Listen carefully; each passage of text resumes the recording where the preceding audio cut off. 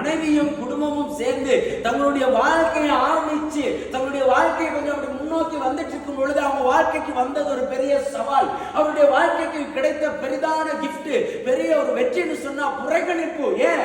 இந்த குழந்தையை பெற்றெடுக்கிறதுக்கு முதல்ல அவர்களுக்கு கிடைச்சது எல்லாமே ரிஜெக்ஷன். எல்லா போராட்டத்திலையும் அவர்களை ரிஜெக்ட் பண்ணாங்க, அவர்களை ஏற்றுக்கொள்ள மறுத்தாங்க. அவர்கள் ரெண்டு பேருக்கு வீட்டுல இடம் கொடுக்கல, அந்த சத்திரத்துல இடம் கொடுக்கல. அதே ரெஸ்டாரண்ட், அங்க யார் வேணாலும் வந்து தங்கலாம், யார் வேணாலும் போகலாம். அப்பேற்பட்ட இடத்துல கூட அவங்களுக்கு இடம் இல்லாம போச்சு. சில நேரம் உங்க வாழ்க்கையில, என் வாழ்க்கையில, நம்ம வாழ்க்கையில் அப்படிப்பட்ட சூழ்நிலைகள், உங்க குடும்பத்துக்கு அப்பேற்பட்ட சூழ்நிலைகள் வந்திருக்கலாம். நமக்கு நிறைய புறக்கணிப்புகள் கிடைத்திருக்கலாம். புறக்கணிப்பு, கஷ்டமான வார்த்தைகளும் மனுஷனிடத்திலிருந்து வந்து மனுஷனுடைய, நல்லா புரிச்சுக்கோங்க, நம்ம வாழ்க்கையில நாம பிரச்சனையிலையும் துன்பத்திலையும் கஷ்டத்திலையும் மனவேதனையிலும் மன உளைச்சலையும் இருக்கிறப்போ மனுஷனை கண்டுக்கலாம். நீ ஆடி பாடி சந்தோஷமா நகநட்டோட சல்லியோட நீங்க வாழ்ற ஒரு நாள் வந்துச்சுன்னு சொன்னா அன்னைக்கு உங்கள்கிட்ட நிறைய சொந்தம் இருக்கும். நிறைய பிரச்சனை, நிறைய பிரச்சனைகளை சொல்லிக்கிட்டு வருவாங்க. நிறைய பேர் சொல்லுவாங்க, நீங்க தான் எங்களுக்கு விடிவு காலம், நீங்க தான் எங்களுக்கு நட்சத்திரம், உங்ககிட்ட இருந்து தான் எல்லாம் வருது. ஆனா ஒரு பிரச்சனைன்னு வந்த பிறகுதான் தெரியும் நம்மளோட நிக்கிறவங்க யாரு, நம்மளை விட்டுட்டு போறாங்க. யோசேப்புக்கும் மரியாளுக்கும் வேதம் எப்படி சொல்லுது? அப்பொழுது யோசேப்பும் தாவீதின் வம்சத்தானும் குடும்பத்தானுமா இருந்தபடினால். ஏன் எனக்கு வேதத்துல அப்படி எழுதி காண்பிச்சிருக்கு? தாவீது யாரு? தாவீதினுடைய சந்ததியில தான் இயேசு கிறிஸ்து பிறக்கிறாரு. அந்த தாவீதினுடைய சந்ததியில வந்தவர் தான் யோசேப்பு.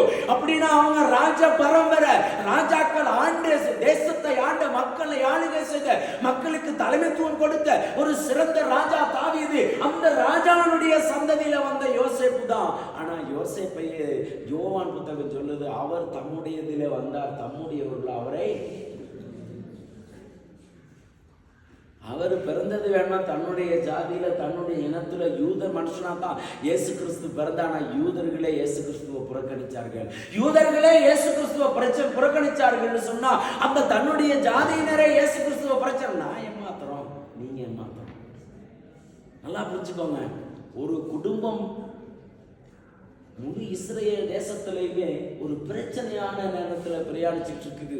பிரசவ காலம், பிள்ளை பெற்றெடுக்க வேண்டிய காலம். பார்த்தீங்கன்னா பஸ்ல எல்லாம் எழுதி ஒட்டி இருக்கிறாங்க கர்ப்பிணி தாய்மாருக்கு, ட்ரெயின்ல எழுதி ஒட்டி இருக்கிறாங்க. எங்க போனாலும் கர்ப்பிணி தாய்மார்களுக்கு முதலிடம். ஒரு பேங்க்லயோ இல்லாட்டி ஏதோ ஒரு போலிங்ல நிக்கிற இடத்துக்கு கர்ப்பிணி தாய்மார்கள் போனாங்க, அவங்களுக்கு முதலிடம் கொடுத்து அனுப்பிடுவாங்க. அவங்கள போலிங்ல நிப்பாட்ட மாட்டாங்க.